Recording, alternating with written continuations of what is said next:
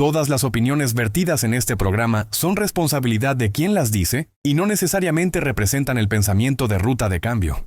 Ruta de Cambio, síguenos ya por un futuro donde todos tengan libertad. Ruta de Cambio. Hola a todas las personas, bienvenidas sean a otro capítulo de su programa Ruta de Cambio. En esta ocasión estamos con Efrén Esqueda. Muchas gracias por aceptar, bienvenido seas. Y como saben, en este programa, a través de la construcción de los pilares de la sociedad, de personas que han estado en el activismo, en la lucha social, frente a la gente, que han vivido experiencias que a lo mejor nos llevan a tomar decisiones para la construcción de los derechos, intentamos formar un mundo mucho más justo e igualitario, mucho más sensible a través de lo que llamo un constitucionalismo empático, porque los derechos y la Constitución también se sienten y también se viven. Muchas gracias por aceptar, este es tu espacio, este es tu programa, y pues para empezar, cuéntanos ¿qué te trajo aquí? Gracias, Juanito. Primero, justo te agradezco el hecho de brindarme espacio en tu podcast, Rutas de Cambio. Me encanta el programa. Y el objetivo de venir aquí, el principal que quiero compartir, pues fue mi caso con un violador serial de la comunidad LGBT, el cual yo fui su víctima hace 2 años. Debido a que yo empecé a hacer ruido en redes, lo denuncié e hice una búsqueda implacable para dar con él, es que nos dimos cuenta que yo no era la única víctima, sino que había más. Y hasta la fecha, en resumidas cuentas, pues él operó por más de 10 años. En estos 10 años, desde 2012 aproximadamente, lo que hacía era citar a jóvenes, mayormente estudiantes, hasta menores de edad. Y en como te convencía por medio de una aplicación, una red de citas, donde él por distintos medios te convencía de verlo. A veces ocupaba fotos falsas, a veces ocupaba sí sus fotos pero con super filtro, a veces te ofrecía dinero, a veces a algunos les ofrecía un cambio radical en su vida, porque muchos de estos jóvenes o eran estudiantes que apenas comenzaban en la vida laboral, por ejemplo en mi caso, o eran chicos que realmente estaban en extrema pobreza. Que casi que ahorita que como lo cuentas, pues ya te volviste como una especie de representante colectivo de casos a raíz de lo que a ti te pasó individualmente. Justo. Si quieres, vamos a empezar y a lo mejor en 2, 3, 4 minutitos que nos cuentes tu caso para entender cómo esto te llegó a tomar la fuerza para presentar una denuncia, abrir una carpeta de investigación y cómo a partir de esto pues empezaste a encontrar que esto era serial. Justo. Y que era un problema estructural pues de los riesgos que se crean en este tipo de aplicaciones. Y ya si quieres, después de que nos cuentes tu parte, pasamos a esta parte. Perfecto. De representación colectiva y cómo has acompañado también casos de otras personas que han vivido lo mismo. Me parece perfecto y justo esto es lo que ocupamos de espacios para empezar a hablar sobre el diálogo, porque hubo muchas inconsistencias, principalmente en mi caso, de las demás víctimas y todos los temas judiciales que siendo parte de la comunidad LGBT vives, y sí hay muchos detractores. El simple hecho de que muchas autoridades no conozcan qué es Grindr, que es una aplicación de citas muy popular, donde ocurren muchos delitos. Y la otra, que gente por no querer denunciar, por el prejuicio, por qué dirá mi familia, porque soy gay, hay un estigma de ser LGBT que te hace no alzar la voz. Contexto. La violencia sexual constituye una de las formas más graves de afectación a la dignidad, a la integridad personal y a la libertad de las personas. Los estándares de derechos humanos la reconocen como una manifestación de abuso de poder que genera impactos profundos y que exige respuestas institucionales sensibles, estructuradas y centradas en las víctimas. La violencia sexual ha sido históricamente analizada a partir de contextos específicos. Por ejemplo, en el caso de las mujeres se ha documentado como una expresión estructural de desigualdad. Dentro de este mismo fenómeno, la violencia sexual contra hombres ha permanecido menos visible. Su análisis se relaciona con construcciones culturales que han moldeado la forma en que se entiende la masculinidad y con expectativas sociales que influyen en la manera en que los hombres se reconocen y son reconocidos como posibles víctimas de violencia sexual.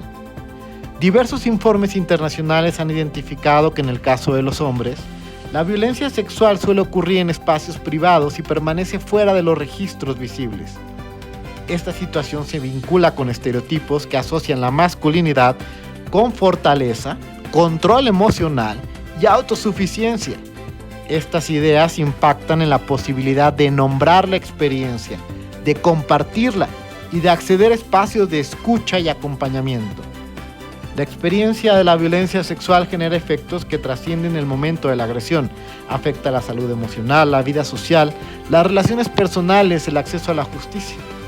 Cuando estas afectaciones se desarrollan en contextos marcados por el silencio, la carga se intensifica y el proceso de búsqueda de apoyo se vuelve complejo.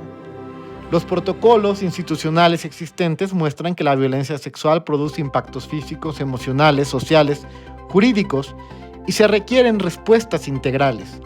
Reconocer la diversidad de víctimas permite comprender que la complejidad de esta violencia adopta distintas formas y exige abordajes sensibles a los contextos específicos en los que ocurren.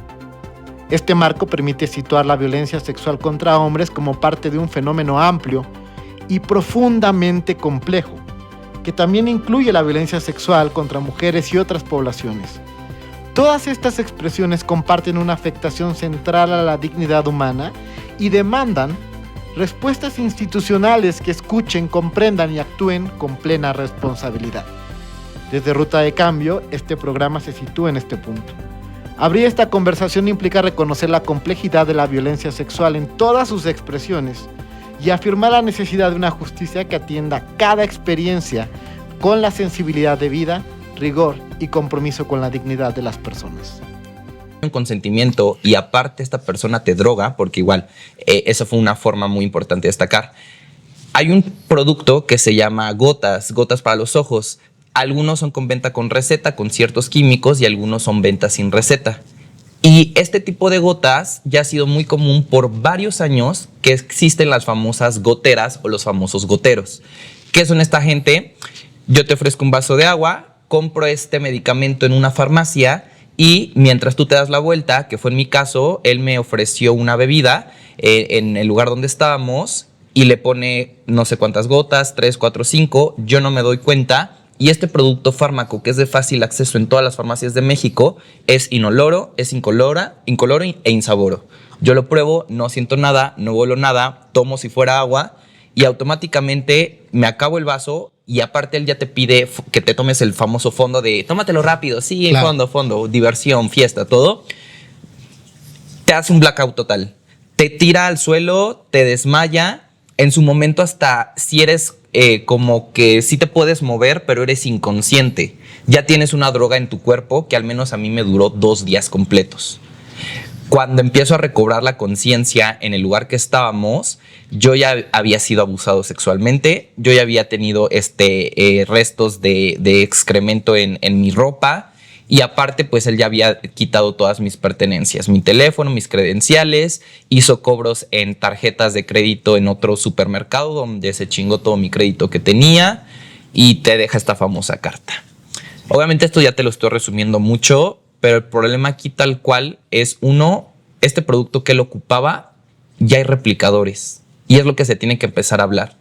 ¿Por qué? Porque como él, mucha gente ha seguido operando así y va a comunidades, a zonas marginadas, a personas vulnerables que no son escuchadas, que pertenecen a la comunidad LGBT donde tenemos un gran estigma y por más que creamos que ya tenemos derechos, por más que creamos que somos fáciles de ser escuchados, no. Ya está ocurriendo actualmente una censura por medio de redes sociales de la comunidad. Eso me gustaría hablar un poquito más adelante de eso. Ahorita vamos a guardarlo para una dinámica que traigo contigo y ahí si quieres lo trabajamos. Y en su momento, como él ocupa este producto, yo voy a la fiscalía, hago mi denuncia y les soy sincero, al inicio la fiscalía no me hizo caso. Bueno, sí me hizo caso, pero su proceso fue muy lento. Y su proceso, si yo no hubiera actuado, si yo no hubiera dado mi iniciativa, si yo no lo hubiera empezado a buscar por mi cuenta, créeme que tal vez no hubieran dado con él. Porque yo no tenía su foto, yo no tenía dónde vivía, quién era, no tenía ni su nombre. ¿Por qué? Porque él actuó de un modo anónimo por mucho tiempo, por más de 10 años, imagínate. Y en el cual pude recabar entre pruebas que otros testigos, otras víctimas, me enviaban, más de 50 chicos. Todos oscilando entre 16 hasta máximo 23 años, siendo parte de la comunidad, siendo hombres, que pues se nos hizo fácil. Intentamos pasarla bien o intentamos tener una esperanza de vida porque lo que te vendía era eso. Te voy a sacar de la pobreza, te voy a ayudar, te voy a ofrecer tanto, pero para que tus pasajes de la escuela, para tu vida, para que te mejores. Si tú estás en una extrema pobreza y llega esta persona y te dice eso, muchos caen. Claro. Y te digo que yo tuve amigos que yo no sabía que ellos habían sido su víctima hasta que yo alcé la voz. Y amigos cercanos, gente que digo, la veía en la escuela todos los días o convivía con él en eventos, en fiestas, shalala. Cuando hago público todo por allá del 2023, ellos se acercan a mí y me dicen, Efraín, yo también fui víctima. Y te cae un balde de agua fría y dices, verga, tengo que hacer algo. Y ahí es cuando empiezo la lucha y hasta la fecha pasa todo un proceso, 2 meses, donde sí le reconozco a la Fiscalía General de la República que hizo su trabajo. Sí lo hizo, pero no teníamos nada y era muy complejo. Ellos me decían, ten esperanza, Efraín, vamos a dar con él. Ya nos dimos cuenta que sí es un serial, pero el proceso es muy engorroso porque no tenemos foto, no tenemos nada, hay temas legales, hay burocracia de por medio. Claro. Y por más que quiera que se haga justicia y todo, la burocracia tarda y también la sociedad es compleja. Te cuento un caso. En el amparo directo en revisión 1412-2017, la entonces primera sala de la Suprema Corte de Justicia analizó un caso de violación en el que el eje probatorio se centró en el testimonio de la persona ofendida. El asunto llegó a la Corte después de que un tribunal otorgara un valor relevante a la declaración de la víctima para acreditar los hechos y la responsabilidad penal. En el caso, la víctima narró haber sido sometida a un acto de violencia sexual. Su declaración constituyó el principal elemento para reconstruir lo ocurrido, acompañada de otros datos de contexto y elementos indirectos. La defensa cuestionó el valor del testimonio, argumentando que su sola existencia no podía ser suficiente para sostener una condena. Al analizar el asunto, la Suprema Corte partió de una premisa clara. En los delitos de violencia sexual, la declaración de la víctima constituye una prueba fundamental sobre el hecho. Esta afirmación se sostuvo a partir de la naturaleza misma de este tipo de conductas. Generalmente se cometen sin la presencia de otras personas y sin evidencia material inmediata. La Corte explicó que valorar el testimonio de la víctima exige un análisis cuidadoso y contextual. Este análisis debe considerar que la violencia sexual tiene un impacto traumático que influye en la forma en que los hechos son recordados y narrados. Variaciones en el relato, silencios o dificultades para reconstruir detalles forman parte de ese impacto y deben ser comprendidas desde una perspectiva jurídica sensible. El tribunal también señaló que la valoración probatoria debe tomar en cuenta las condiciones particulares de la víctima y el contexto en el que ocurrieron los hechos. Elementos como el entorno, las relaciones de poder y las circunstancias personales resultan relevantes para entender la experiencia de la violencia y para evaluar el contenido del testimonio. A partir de este enfoque, la primera sala reiteró que juzgar con perspectiva de género implica otorgar un valor preponderante a la declaración de la víctima en los delitos sexuales, siempre mediante una valoración razonada, integral y libre de estereotipos. Este estándar permite proteger la dignidad de la persona ofendida y al mismo tiempo mantener el rigor propio del proceso penal. El de aquí en la Ciudad de México es de delitos sexuales. Y la mayoría eran mujeres llegando llorando, parejas que llegaban así ensangrentadas. Me tocó ver niñas, gente que yo era el único hombre ahí. Y obviamente es más complejo el tú llegar y decir soy hombre y me violaron. Claro. Por lo que habíamos dicho, prejuicio y todo. Sí, claro. Me ocurre casi lo mismo cuando empiezo a ir a las terapias del CTA, me parece que se llama, donde tal cual es apoyos psicológicos. Llegué a ir en más de 4 o 5 ocasiones y en todas esas yo era el único hombre. Claro. Y también es difícil porque como entre mujeres se entienden, entre hombres también nos entendemos. Claro. Y pues es complejo. Siguiente. Las autoridades estaban preparadas para escucharme.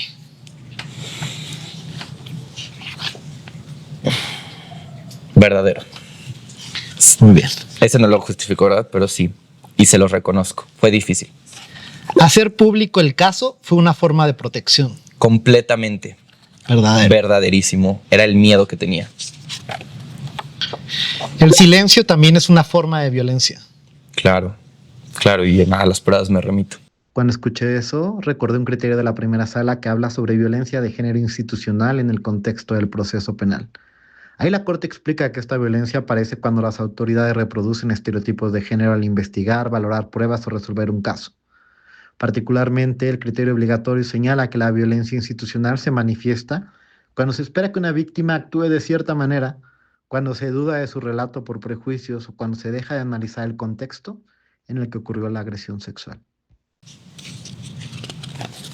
Y esta última que es muy profunda para este programa. A ver. La justicia llega cuando se dicta una sentencia. Incompleto. Porque desarrolla. Lo cual viene muy bien para este programa. Obviamente cuando hay justicia lo agradeces, pero la justicia no representa el daño de los delitos completos. La sentencia que le dieron a este individuo fue de 8 años y medio por delito de violación equiparada y robo agravado, pero solo de mi caso.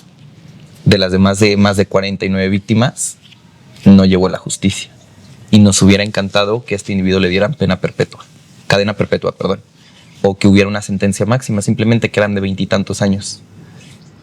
Yo fui uno que pudo denunciarlo, sentenciarlo porque estuve al pie del cañón y fue mediático, pero ellos quedaron en un limbo. Y además, Cuando dijo eso, vino a mi mente la reparación del daño en materia penal. La entonces primera sala de la Suprema Corte estableció que para fijar los montos de la reparación del daño moral y material, las autoridades penales deben aplicar de manera supletoria la Ley General de Víctimas. Tanto la legislación penal como la Ley General de Víctimas pues se interpretan de forma sistemática. Ambas protegen el derecho humano a una reparación integral del daño, tanto para víctimas directas como indirectas. y además, como era la última pregunta, pues voy a abundar un poco aquí, dada la naturaleza del programa. Esa es una perspectiva también desde la penalidad que se le da al individuo. Pero ¿cuál es tu concepto de justicia? Porque en derecho hay un concepto mucho más amplio desde la perspectiva de la víctima que tiene que ver con la reparación integral. Claro. Claro, también va asociada a la penalidad muchas veces. Pero la reparación integral, pues es un concepto muy amplio. Vamos a dejar aquí a lo mejor algún concepto más estructurado en las cápsulas del programa. Pero si yo te preguntara a ti con lo que pasó ahora, ¿qué entenderías por justicia y qué entenderías por reparación integral? Bueno, justicia es que... Esto ya es muy personal, no me tengo... Esa es la idea del programa, porque el concepto de justicia no es unívoco, ¿eh? Aquí lo construimos porque la percepción de justicia la construye la sociedad. Claro. Creo que realmente para mí la justicia en este caso era el hecho de que esta persona pagara todos los años que se pudiera mediante las rejas y que se quedara toda su vida ahí. Porque se operó por más de 10 años y no le importó violentar a tantas víctimas.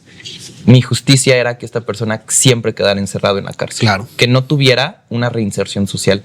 Porque él ya no fue un accidente o no fue una mala decisión que tomó en el pasado. Lo hizo por muchos años y era consciente.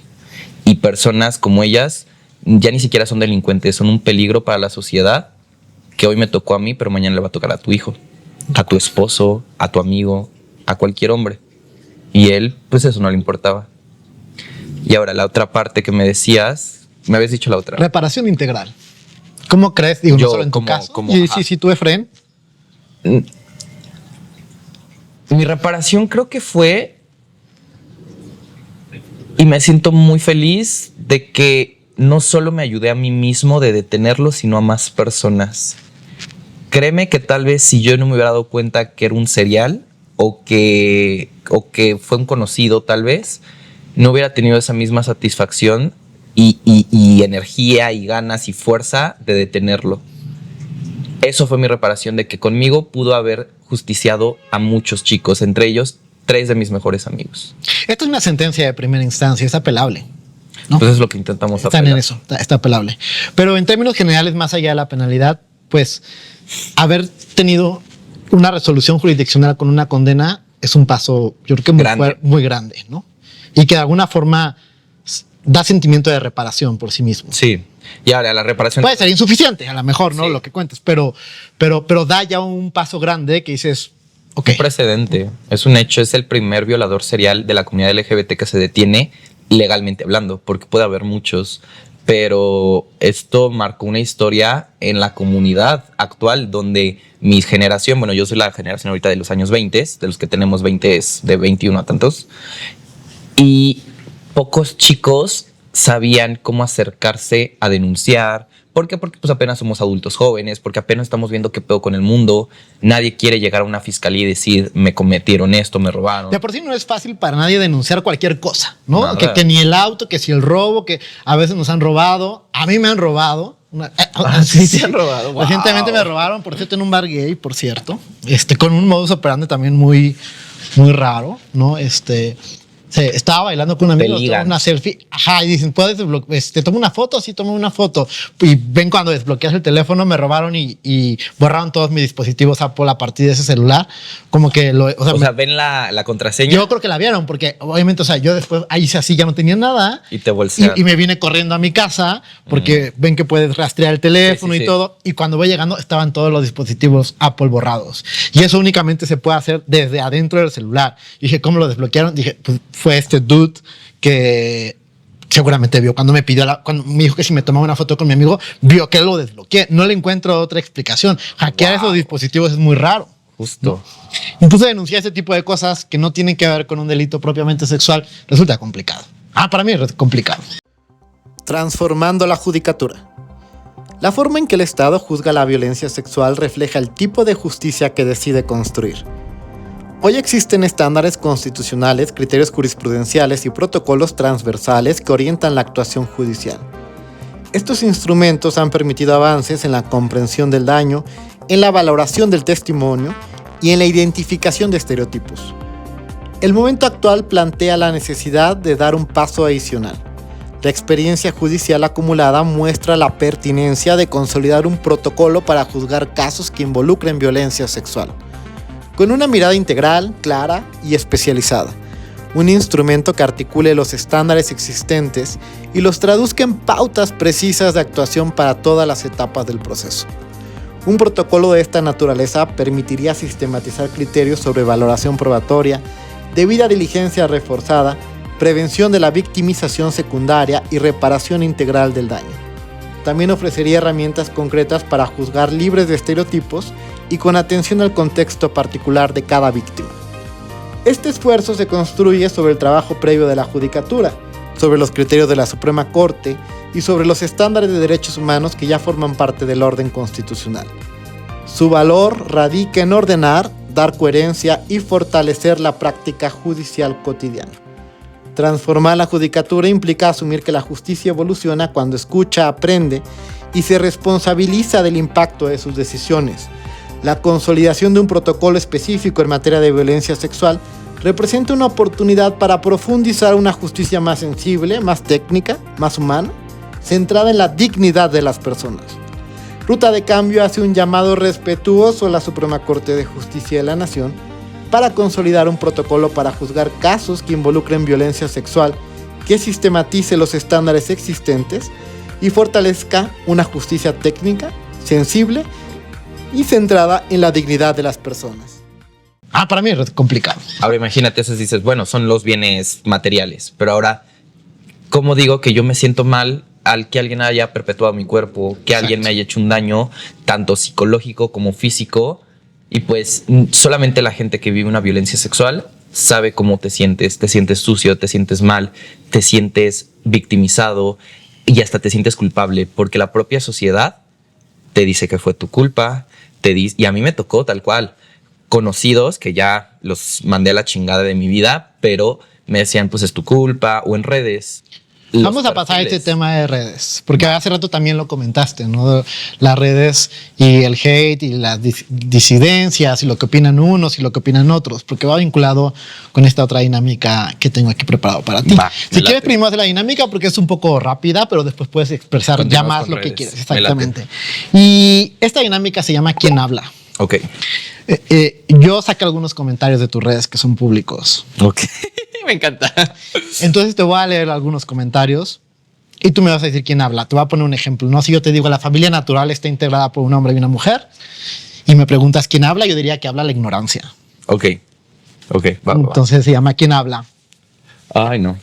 Cabe resaltar que yo no soy una blanca palomita, ¿eh? Yo sí tengo mis cositas. En este programa se puede decir lo que siente el invitado. Es un programa muy libre. Entonces está adelante, no hay ningún lado, ¿no? Entonces, Vamos con el primero. El primero dice, es que a quién se le ocurre ir a un hotel con un tipo que apenas conoces. No por ser hombre te exenta de que te hagan algo malo. ¿Quién habla? Primero creo que habla alguien que no ha vivido algo así. Alguien extremadamente, no quiero ocupar la palabra mojigato, pero sí de que cree que cualquier tema sexual, por más que tú seas una prostituta, por más que tú seas alguien que le gusta coger mucho, considera que solo por eso, por ir a un hotel, ya es consensuado todo y le hace falta mucha educación del consentimiento. Mira, que viene con el siguiente, ¿eh? Porque lo siguiente es quien habla, son comentarios reales por andar de coquetón. Y confirmo, todos esos comentarios, yo viví 2 años completos el hecho de leerlos, y como me ayudaron mucho los comentarios positivos, los negativos No todos son negativos. A ver. Vamos a ver algo más. Por ejemplo, ¿Pero el otro cuál era? Ese de por andar de coquetón, que un poco de antes, ¿no? Pero ve, este es otro comentario. Escucharte hablar de esto es como verme a mí. Me pasó una situación similar y neta hasta la fecha me cuesta mucho hablarlo. Te entiendo bastante, gracias. Una víctima. ¿Quién habla? Una víctima. Qué fuerte. ¿Quién habla? Una víctima. Y sabes, este tipo de comentarios a mí igual me ayudaban a empezar con este pequeño activismo de cuando me mandan. Yo siempre estoy pendiente de mis redes, especialmente en Instagram. Y cuando alguien me manda, oye, Fren, acabo de vivir algo similar, yo no te hablo como doctor, yo no te hablo como abogado, yo no te hablo como nada. Te hablo como alguien que supe cómo denunciar, cómo tratarte, porque hay temas ya médicos de si sufres una violación, pues tienes que acudir a cierta clínica para, pues, la atención post-violación, sí, ¿no? Una atención médica donde puede hasta atentar tu salud sexual y te debes de tratar, hasta ya la salud psicológica, mental, o ya si en verdad decides, que es lo más recomendable, levantar tu denuncia, pues asesorarte. Y créanme que hasta la fecha yo sigo recibiendo de hombres heterosexuales, de mujeres heterosexuales, de hombres gay, de mujeres gay, ayuda, consejo. Eso, además de que te lo reconozco y te lo agradezco en este programa, es la razón por la que Ruta de Cambio generalmente no entrevista a personas abogadas aquí. Okay. Porque creen en el constitucionalismo empático y de cómo muchas personas a través del activismo y de la situación de la empatía pueden ayudar a construir justicia. Tú brindas un gran acompañamiento porque te pasó la situación. Justo. Ni siquiera un abogado como yo, que conoce todos los procedimientos, podría brindar el mismo acompañamiento que otra víctima que ya vivió por lo que pasó y que le puede decir a dónde y cómo. Te voy a decir algo. Mi mejor amiga se llama Natalia, o Gia Kush en redes. Ella vivió una experiencia similar. En ese momento, cuando ocurrieron los hechos, hace como 6-7 meses. Yo la ayudé, pero ella estaba en otro país. Vivió eso ya ni siquiera aquí en México, en otro país. Y gracias a que ella supo como el proceso de hacerlo, fue quien me dio alas para denunciar.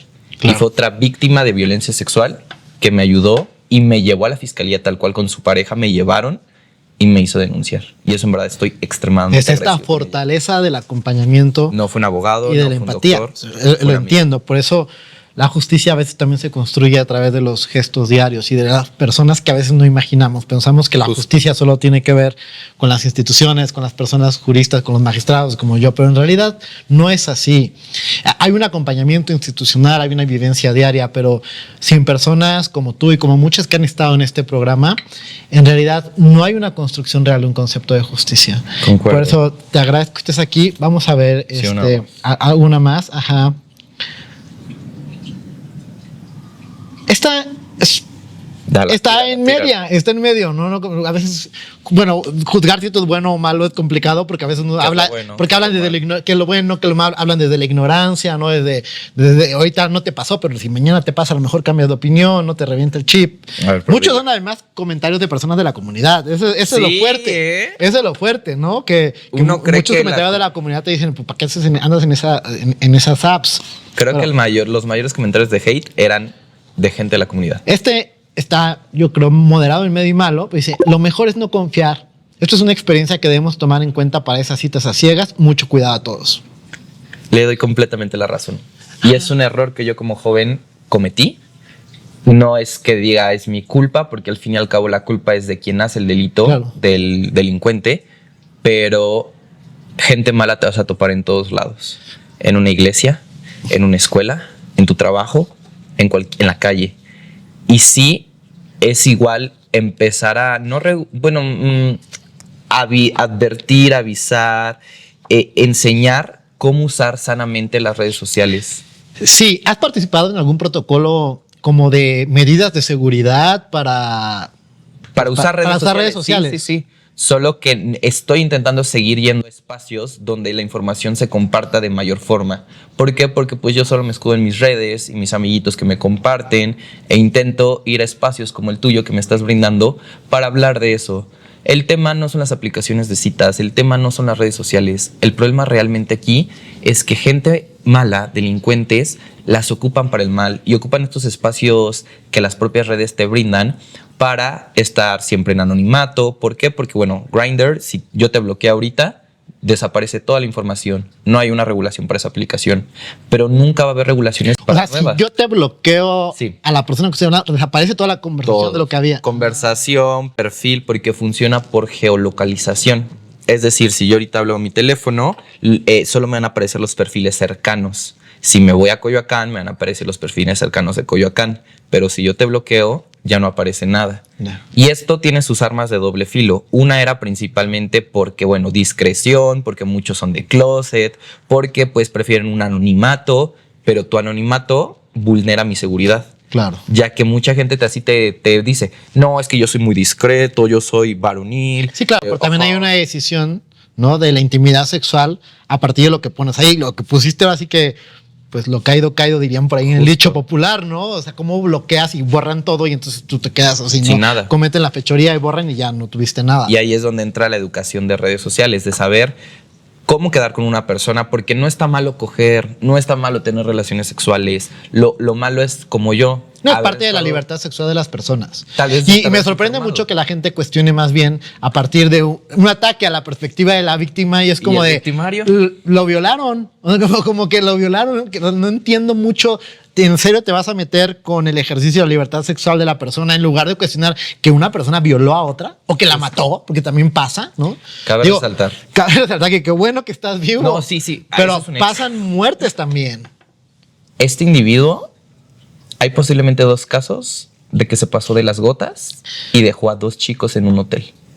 De estos 2 chicos, una prima se contactó conmigo y dijo, le pasó esto a mi primo, él se ocupó de esa aplicación, pero mi familia es extremadamente religiosa y conservadora. No quieren saber nada de él. Y solamente yo, porque soy su prima cercana, pues más o menos sé la historia. Pero es una gran probabilidad que él igual haya atentado contra la vida de 2 chicos. Ahorita hablamos de tu proyección sobre la regulación de estas gotas y me echaré algún comentario adicional, pero sí, antes de eso, pues nada, quiero leerte ya nada más 2 de cierre que son positivas porque...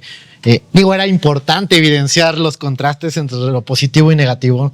No digo bueno y malo por eso, digo nada más positivo o negativo, porque hay unos que tiran mucho hate, hay unos que echan muchas porras y hay unos muy moderados que me parece que es una reflexión consciente como el que te leí ahorita, sí, ¿no? Le doy la razón. Como de no le estoy tirando, pero pues hay que tener cuidado, o sea, hay que tener medidas de seguridad con esto.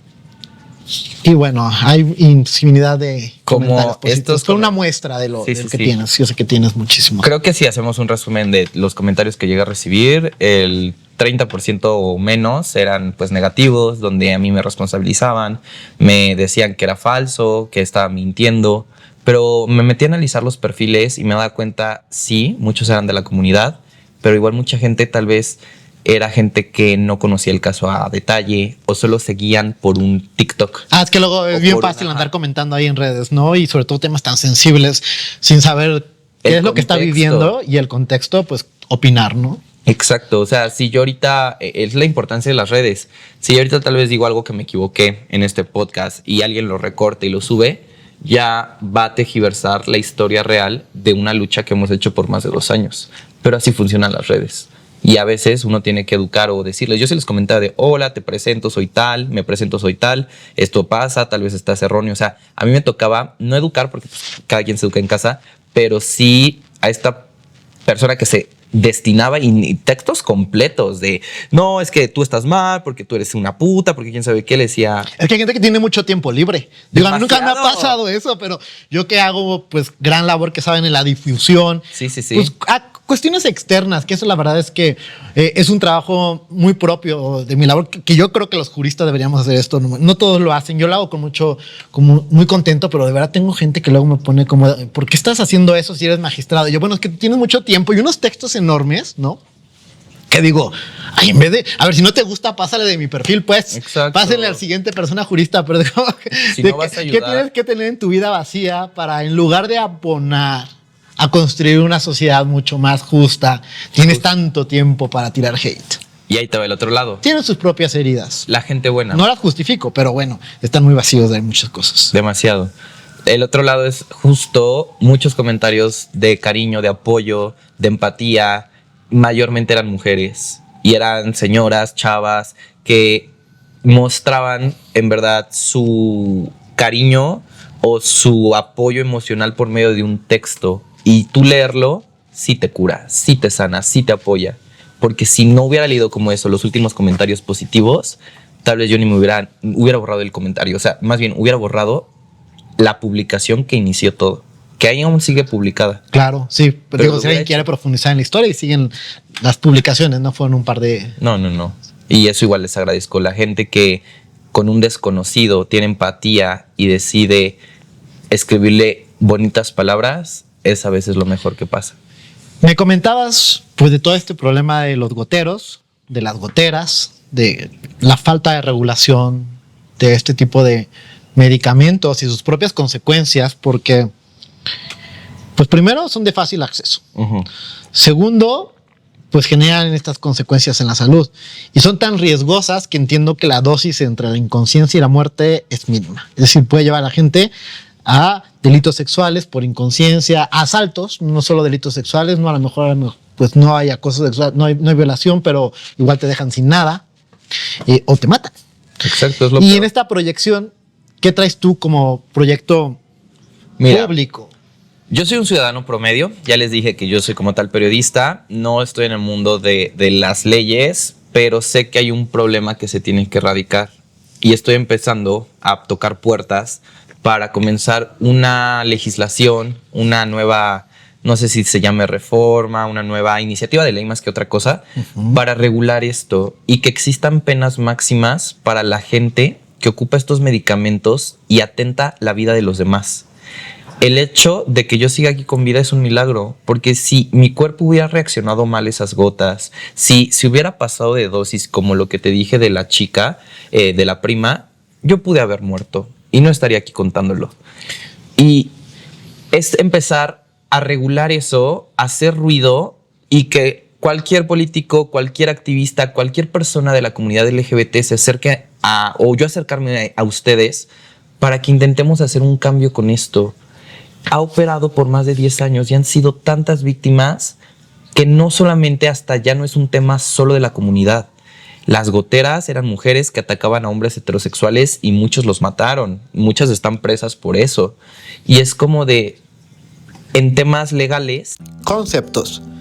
La violencia sexual constituye una violación directa a la dignidad humana. En el ámbito penal, la violencia sexual comprende diversas conductas tipificadas de manera diferenciada. Entre ellas, el delito de violación ocupa un lugar específico.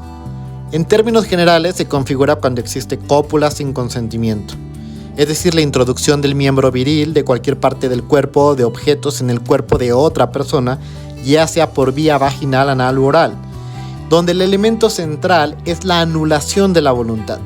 La ausencia de consentimiento puede derivar del uso de violencia física, de la intimidación, del aprovechamiento de una situación de vulnerabilidad, de la imposibilidad de resistir o de la incapacidad para consentir de manera libre e informada. El bien jurídico protegido es la libertad sexual, entendida como la capacidad que tenemos todas las personas para decidir de forma autónoma sobre nuestro cuerpo y nuestra sexualidad. La comprensión jurídica de la violencia sexual no depende del género de la víctima. El enfoque de derechos humanos reconoce que cualquier persona puede ser vulnerada en su libertad sexual cuando su consentimiento es anulado o ignorado. Este marco resulta esencial para analizar los casos sin prejuicios y con atención a las condiciones concretas en que ocurre la violencia. Un concepto central en la justicia de estos casos es el de estereotipos de género.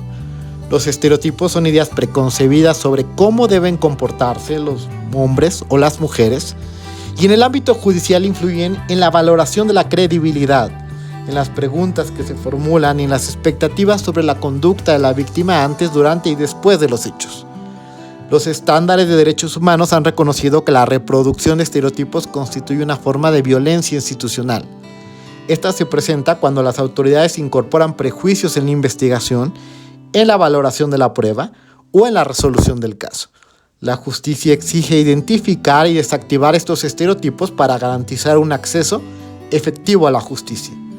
Otro concepto clave es el de debida diligencia reforzada. Este estándar obliga al Estado a investigar los delitos de violación y otras formas de violencia sexual de manera seria, exhaustiva y sensible al contexto. Implica actuar con prontitud, recabar las pruebas necesarias y considerar las condiciones particulares de la víctima y el entorno en que ocurrió la agresión. En los delitos sexuales, la valoración de la prueba presenta características específicas. Estas conductas suelen ocurrir en ausencia de testigos directos y con evidencia limitada. Por ello, el testimonio de la víctima constituye un elemento central que debe analizarse con criterios técnicos, atendiendo a la coherencia del relato en su conjunto y libres de prejuicios. Estos conceptos conforman un marco jurídico claro. La violencia sexual y en particular el delito de violación exigen una justicia que escuche, que valore la prueba con rigor y que actúe con responsabilidad frente al daño sufrido, colocando la dignidad humana como eje rector de toda decisión. Que también fueron muchos delitos ocultos porque generalmente eran, pues iban hombres, ajá, ¿qué va a decir mis hijos? La esposa no estaba, ¿no? Entonces iban a los bares, a lugares pues ocultos, no informaban a nadie, no sabían dónde estaba el señor, o sí sabían, pero no la esposa, Por eso y morían. Muchos años, han operado muchos años. Y el otro lado es justo que todos podemos ser víctimas. Y si hay un daño, que tú puedes ir a la farmacia, considerar las gotas como un arma bueno, no un arma, sino un producto pues, ¿qué será? Como de daño. Sí, estás dando dos perspectivas muy jurídicas, pero lo padre de este programa es que enseñamos justamente el derecho de la perspectiva jurídica a partir de la realización social y lo que están diciendo las personas. Y lo que trata de ejemplificar es algo sin tecnicismos. Por un lado es una regulación penal para las sanciones de las personas que cometen delitos con estas gotas. Okay. Y la otra es una regulación en temas de salud pública. Entonces tiene que ver con los requisitos que se tienen que cumplir para acceder a estas gotas, o sea, por el riesgo que ameritan. A ver, si le pusimos límites a la adquisición de un vape, para empezar. Esos en la Constitución los prohibimos, para empezar, ¿no? Pues mínimo que igual lo hagan con cosas que nos pueden y luego, pues simplemente los antibióticos necesitan ciertas regulaciones estrictas, ¿no? Que presente la receta, quién las vendió, quién la recetó, se quedan con la receta, etc. Hay medicamentos que no son de fácil acceso. Y aún así hay un mercado negro que los vende. Y aún así hay un mercado negro que y los es vende. una realidad. Pero pues no tenemos reguladas estas gotas, pues es una regulación en materia de salud. Me da mucho gusto que nos cuentes esto. Aquí en Ruta de Cambio se llamaba la construcción de la justicia de manera colectiva. Creemos que el individualismo no nos lleva a ninguna parte y que justamente la construcción del derecho pues sea a partir de la apreciación de problemas sociales que vienen y nos cuentan y lo generamos de manera colectiva. Yo no soy legislador, honestamente, yo no hago leyes, dicto sentencias, pero tampoco se trata de ver las posiciones públicas de las instituciones de manera aislada. Hay un diálogo, por ejemplo, entre lo que hacemos jurisdiccionalmente al momento de dictar sentencias, como de quienes tienen a su cargo la labor específica de crear las leyes y las normas para que los operadores jurídicos, como nosotros, también tengamos la posibilidad de sancionar, de aplicar. Es un trabajo colectivo. Claro. Y se escucha a la sociedad desde los congresos, desde la judicatura. Pues hacemos un llamado aquí a esto que traes en la agenda y seguramente podremos construir algo para el beneficio de la sociedad en colectivo. Gracias. Y uno acá ahora ya desde la otra perspectiva de ciudadano promedio, hay que empezar a saber e informarnos de cómo... Bueno, eres más que un ciudadano promedio, déjame decírtelo. Un citadino. No por tu posición de influencer. Sí. Bueno, está bien. No por esa posición. No. No lo digo por su posición de influencer. Lo digo porque también hay apatía en la sociedad. Ujú. Entonces no es un ciudadano promedio porque yo creo que la ciudadanía exige un compromiso colectivo y solidario. Y a todas las personas que luchan por hacer algo más de lo que nos toca, porque tampoco solo estás defendiendo tu caso, sino Claro. estás defendiendo la idea de varias personas que están sufriendo lo mismo, te hace más que un ciudadano promedio. Créemelo. Y te felicito por eso. Gracias, bebé. Pero bueno, lo que decía en general, cualquier ciudadano de México, el hecho de que empecemos a investigar cómo funciona nuestro país, cómo funcionan nuestras leyes. Y aquí ya no es un tema de política de qué partido eres o de qué no. De acuerdo con Empecemos a educarnos de saber cómo funciona una fiscalía, cómo funcionan los magistrados, cómo funcionan los jueces, cómo funcionan lo que nosotros por derecho tenemos. Y cuando un ciudadano sabe de sus derechos, todo funciona mejor. Y es lo que nos hace. Yo estoy de acuerdo. Empoderar a la ciudadanía para que sepan exigir. Y para que los servidores públicos, yo soy servidor público, que estemos ahí, seamos los mejores perfiles. Yo no tengo miedo a rendir cuentas, ni tampoco ¿Y tú, a que a la me funa? critiquen, ni tampoco a que me critiquen, ni tampoco a que me exijan. Soy el primero en levantar la mano, Qué bueno. en que fiscalicen mi trabajo. También el silencio institucional. Hace rato te pregunté que si era una forma de violencia. Hay silencio institucional, pero que Sí. también es una forma de controlar el poder. Si la ciudadanía no conoce sus derechos, no está empoderada y pocas veces lo exige. Y luego tenemos ahí a muchos servidores públicos. Hay de buenos, hay malos. Ahí sí, bueno o malo me refiero a que tengan las capacidades profesionales para el desempeño de su cargo y la sensibilidad suficiente para hacerlo de manera adecuada. Concuerdo. Pero si están empoderados, pues van a exigir. Y que se vaya quien se tenga que ir y que se quede quien se tenga que quedar. Y que tenga miedo el que sea ignorante, el que sea paracaidista, el que sea aviador, y que se queden los mejores perfiles para una construcción de una sociedad mucho más justa e igualitaria. Concuerdo. Muchas gracias, Efraín. ¿Quieres contarnos algo al último, algunos tips que nos puedas dar? ¿Qué hacer ante un caso de estos? Vaya, es tu cierre, es tu momento. 5 puntos muy importantes si eres víctima de una violencia sexual. 1, denuncia lo antes posible. Aunque estés sangrado, aunque estés violentado, aunque tengas restos de lo que sea, no te bañes. Eso es muy importante para que sea pruebas de ADN. 2, ten redes de apoyo. Si tu mamá no te quiere, si tu papá no te quiere, tienes amigos. Si no tienes amigos, vete con un vecino, con un conocido, pero alguien que te acompañe, porque no es fácil. Ir solo te vulnera mucho. 3, intenta tener cualquier tipo de prueba que tú saques y tú trabajas junto con las autoridades. No independiente o no, primero ellos y después yo. En conjunto, porque hay una sobrecarga de trabajo en los cargos públicos. Y por ende, si tú no tienes interés en tu caso, a veces no es que las autoridades por su obligación lo tengan, pero el tiempo no les da. Lo que tú puedas sacar de información, lo que tú puedas sacar de pruebas, dalo. 4, ¿qué sería? El hecho de que no es que te revictimicen, pero ten una conciencia de que ahí son muy técnicos, de que ahí te van a hablar derecho de frente, con terminologías de profesionales como acá mis ojos. Eso lo tenemos que transformar también, ¿eh? Pero bueno, Ajá. es la realidad. La realidad es que hoy por hoy así funciona. Y el 5, igual muy importante, no te quedes como con la pena de hablar ante una psicóloga, ante un médico legista, ante la licenciada que te toma la esta. Llora si quieres llorar, grita si quieres gritar, pero saca tu sentir, porque a veces por pena, yo por ejemplo al inicio, yo iba y era es que me robaron mi teléfono y me violaron. Y es como, ¿cómo? Ah, pues es que me abusaron de mí. Y es como de, ¿qué te pasó? O sea, me lo tienes que decir textual. Ah, pues esto. Sí es incómodo, pero entre más claro y explícito seas, mejor va a ser para tu caso. ¿Y ya? Muchas gracias por esos tips. Te agradezco que estés aquí. Es un orgullo para mí, en serio, porque de verdad que me da mucho gusto ese sentir de la ciudadanía, ese sentir solidario y colectivo. Te lo reconozco a ti y a todas las personas que han estado en este programa, pero yo estoy convencido de que ahí surge la transformación de las instituciones y la sociedad. No viene de otra parte, viene en un trabajo conjunto de instituciones, activistas y personas como tú que tienen un buen sentido de justicia, creo yo. Yo en otros programas he hablado de lo que para mí es la justicia, pero sobre todo este sentido de empatía y de trabajo en colectivo.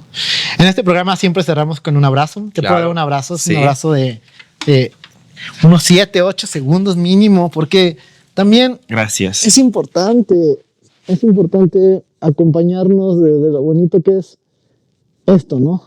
El vínculo de las personas que trabajamos por un mundo mejor. Muchas gracias. Muchas gracias a ti por venir. Muchas gracias, te lo agradezco, te lo reconozco. Y pues bueno, amigos, amigas, muchas gracias por acompañarnos en este otro programa de Ruta de Cambio, donde, como saben, estamos trabajando por la construcción de un constitucionalismo empático, donde cada historia sea escuchada y cada norma una promesa de dignidad. Hasta la próxima. Bye.